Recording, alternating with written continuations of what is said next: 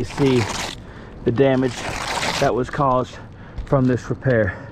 Now, one thing before I conclude this video is I do want to note that this entire back slope must be replaced due to that. However, in order to replace the back slope, we do have an interwoven valley right here.